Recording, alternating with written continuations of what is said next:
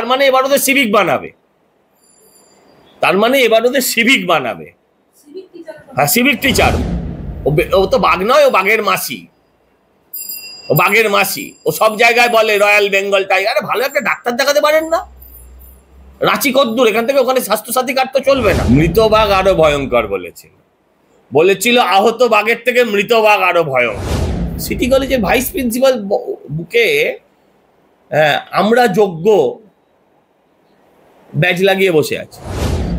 পাগলা, আমি তো বলছি, ওকে নিয়ে কথা বলতে গেলে তো লোকে আমাকে পাগল বলবে এরপরে, আর নয়তো যারা শুনবে তারা পাগল হয়ে যাবে। আপনাকে মাধ্যমে স্বাগত। দাদা, আমরা দেখলাম গতকাল আমাদের রাজ্যের মুখ্যমন্ত্রী যাদের চাকরি গেছে 2016 সালে তাদেরকে নিয়ে নেতাজি ইন্ডোর স্টেডিয়ামে একটি বৈঠক। তাদেরকে নিয়ে কে বলেছে তোমায়? তাদেরকে নিয়ে কে বলেছে? আমাকে একটা উত্তর দিতে হবে তো। 26,000 টোটাল হচ্ছে মানুষের চাকরি গেছে। 26,000-এর মধ্যে এসএসসি বলেছিল 5,500, সিবিআই বলেছিল বোধহয় 9,000-9,500, আমি 10,000-ই ধরে নিচ্ছি। তাহলে তো 16,000-কে নিয়ে হওয়া উচিত। আমরা তো দেখলাম বিভিন্ন এমন ব্যক্তিদের যাদের মাইক ধরলে ছুটে পালাচ্ছে। আমি গতকাল আমার ফেসবুক প্রোফাইলে একজনের ছবি দিয়েছি। লজ্জার বিষয় হলেও অস্বীকার করার জায়গা নেই যে ওই কলেজটায় আমি পড়তাম। সিটি কলেজের ভাইস প্রিন্সিপাল বুকে আমরা যোগ্য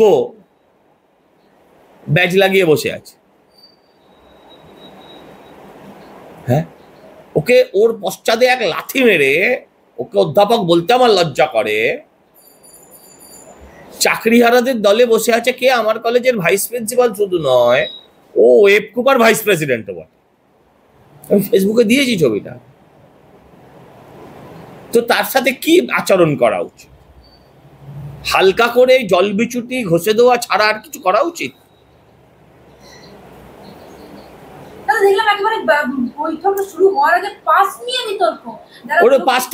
পাসও বিক্রি করেছে ওরা। এত চোর, এমন দুর্নীতিগ্রস্ত, এদের মায়ের শ্মশানের কাঠও এরা দুর্নীতি করবে। সেখানে পুড়ে যাওয়ার পর যে কাঠ কয়লা হবে সেটাও ওরা বিক্রি করবে। এই পাসও বিক্রি করেছে। হ্যাঁ, এদেরকে বলে না, আগে একটা কথা ছিল যে খুন করলেও রাগ যায় না, এরা হচ্ছে সেই এলিমেন্ট। আমরা দেখলাম ওখানে একজন বুদ্ধিজীবী সুবোধ সরকার। কে বুদ্ধিজীবী? আরে বলো গরুখোর, ও বুদ্ধিজীবী? দাড়ি রাখলেই বুদ্ধিজীবী? তাহলে ছাগলেরও দাড়ি আছে। কেউ যদি দাড়ি রাখলেই বুদ্ধিজীবী হয় তাহলে রাম ছাগলেরও দাড়ি আছে। ওর কিসের বুদ্ধিজীবী? ও যা কবিতা লেখে, এরকম পাড়ায় পাড়ায় অনেক চারণ কবি আছে ওর থেকে ভালো কবিতা লেখে। ও তোষামত করে সঠিক জায়গায় তেলটা মেসেজ করে বলে কখনো বুদ্ধদেব ওর কাছ থেকে সিগারেট চেয়ে খেত। ও ছিল নন্দীগ্রাম আন্দোলনের শেষ বুদ্ধিজীবী সিপিএম। তারপরে হয়েছে তৃণমূলের প্রথম সারির বুদ্ধিজীবী। এদের শোনো, মমতার দিন ঘনাচ্ছে কিন্তু এদের এখনো বয়স আছে। মমতার দিন ঘনাচ্ছে কিন্তু এদের এখনো বয়স আছে। ইনি আমার ডাইরেক্ট অধ্যাপক, বলতে লজ্জা করে। এরা বুঝতে পারছে না এটা তৃণমূল নয়, এটা তৃণমূল নয় যে এক বাটি মিষ্টি নিয়ে গেলে, এখানে সন্দেশ নিয়ে গেলে, কিংবা এক বাক্স টাকা নিয়ে গেলে তোমাকে দলে নিয়ে নেবে, তোমাকে পুজো করবে। এদের দিন খুব খারাপ আসছে। ওর অভিভাবক? এরা কিন্তু বুদ্ধদেব বাবু ছিল। আরে এদের জাত ধর্ম, আমি বলছি এখনকার বুদ্ধিজীবী সুমন কবার ধর্ম পাল্টেছেন, কবির সুমন। বলতে লজ্জা করে, 4 বার ধর্ম পাল্টেছে। কিসের জন্য? বিয়ে করার জন্য, আর অন্য কোনো কারণে না। 4 বার 4টে বিয়ে করেছে, 4 বার 4টে ধর্ম পাল্টেছে। ঠিক এই লোকটাও কি করেছে? অভিভাবক। আগে ছিল বুদ্ধবাবু অভিভাবক, তারপর নিজের ধান্দার কারণে আবার হয়ে গেছে অভিভাবক মমতা। হ্যাঁ, ওকেই দিশা দেখাবে। ও 2 বছর স্কুলে কলেজ যায়নি, 2 বছর কলেজ না গিয়ে মাইনে নিয়েছে। কোট আনকোট বললাম, যদি পারেন আমার বিরুদ্ধে মামলা করুন, সব তথ্য প্রমাণ দিয়ে দেবো। হ্যাঁ, 2 বছর, কত বললাম, 2 বছর কলেজ না গিয়ে মাইনে নিয়েছে, সমস্ত তথ্য প্রমাণ আছে। তো চড়ে চড়ে মাসতুতো ভাই হবে না? নেতাজি বলে হলোটা কি তাহলে? কি হলো আবার নিত্য? কি হলো আপনি বলুন না, কি হলো? মমতার মিথ্যে বলি সোমবার সকালবেলা আমাদের সবাইকে শুনতে হলো।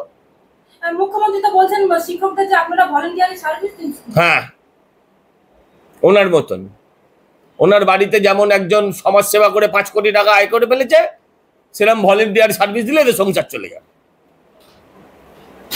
ভলেন্টিয়ারি সার্ভিস দেবে, তার মানে এবার ওদের সিভিক বানাবে, তার মানে এবার ওদের সিভিক বানাবে। হ্যাঁ, সিভিক টিচার। বুঝতে তো দেরি হয় কেন এই রাজ্য থেকে? তিনি বলছেন এই কেসটা আমরা লড়বো just like a royal Bengal tiger. হ্যাঁ হ্যাঁ, ও তো বাঘ নয়, ও বাঘের মাসি, ও বাঘের মাসি। ও সব জায়গায় বলে রয়্যাল বেঙ্গল টাইগার। ভালো একটা ডাক্তার দেখাতে পারেন না?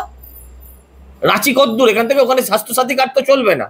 ওনার জন্য স্পেশাল ব্যবস্থা করে আমরা একটা আয়ুষ্মান ভারতের কার্ড করিয়ে দিচ্ছি।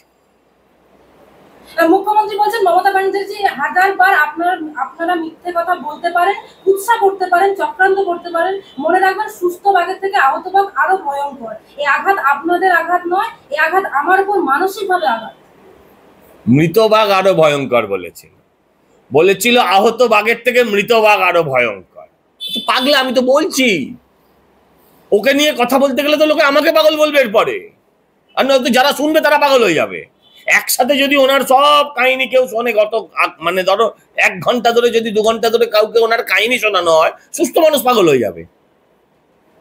আমরা রেজিস্ট্যান্ট হয়ে গেছি, রোজ অল্প অল্প অল্প করে দেখতে দেখতে আমরা খানিকটা রেজিস্ট্যান্ট হয়ে গেছি।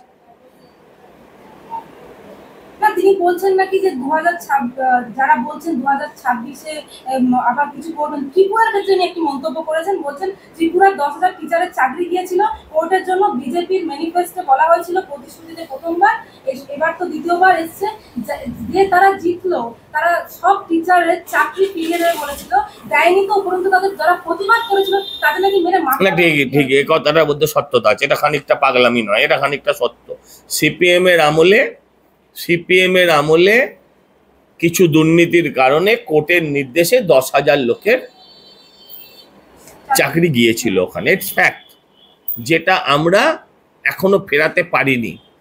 কিন্তু মানুষ তারপরেও সন্তুষ্ট হয়েছেন বলে আমাদের ভোট দিয়েছেন। কিন্তু এটা আমাদের ব্যর্থতা, কারণ এটা আমাদের হাতে ছিল না,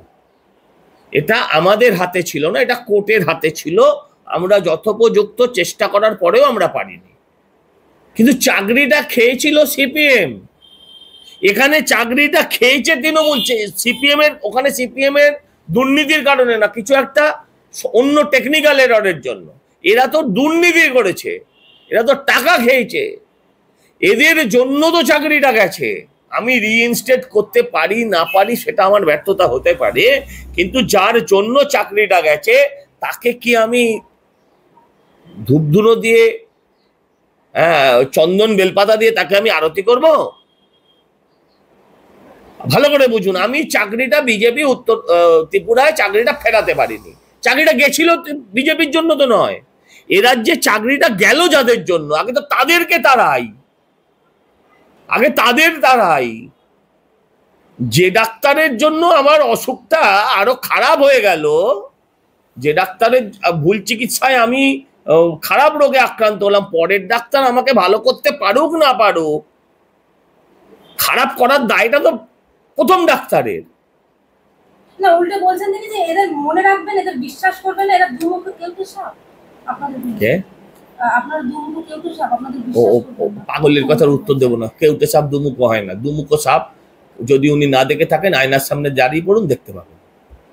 দাদা, মুখ্যমন্ত্রী বলছেন মনে রাখবেন মাথার উপরে আমরা আছি, মা মাটি মানুষের সরকার আছে, কারোর প্রতি কোনো অবিচার। এটাই তো সমস্যা, এটাই তো জ্বালা, যে মাথার ওপরে শনিরাজ নিজে বসে আছেন, লেডি শনি, উনি বসে আছেন। এটাই তো জ্বালা, এটাই তো যন্ত্রণা বাংলার মানুষের, এটাই তো দুর্দশার কারণ। আর মামাটি মানুষ,